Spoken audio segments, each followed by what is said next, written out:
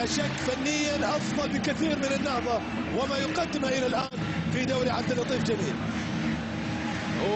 روح رياضيه عاليه جدا من جيبسون اوليفيرا، يستحق التحيه حقيقه مع تيسير التيف رغم ان فريقه الان متعادل، وبالتالي تيسير التيف كان بامكانه ان يرمي الكره لكن تجاوز الوقت المسموح له بامساك الكره في داخل منطقه الجزاء، وبالتالي شوف صاحب العبد الله يقول انا كنت اتكلم اللي العب الكره يا تيسير، العبها لبرا يا تيسير، ولكن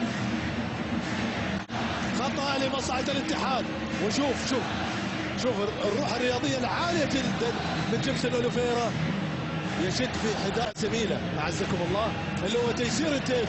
شوف التحيه لكن الوقت والله عاد تيسير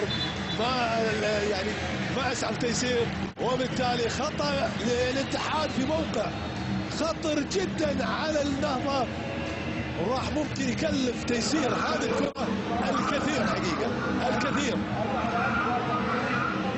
ربع ساعه مشاهدينا محبي الرياضيه السعوديه اينما كنتم، هدفين الاتحاد هدفين النهضه في دوري عبد اللطيف جميل السعودي، في دوري عبد اللطيف جميل السعودي.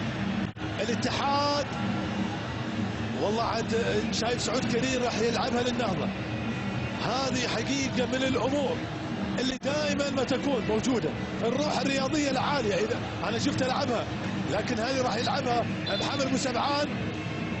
الله عليك الله عليك الله عليك، هذا اللي تعودناه في ملاعبنا وهذا اللي تعودناه ايضا من الاتحاد، وروح رياضيه عاليه جدا، يتلقى التحيه من الكل موجود في مدرجات الملعب.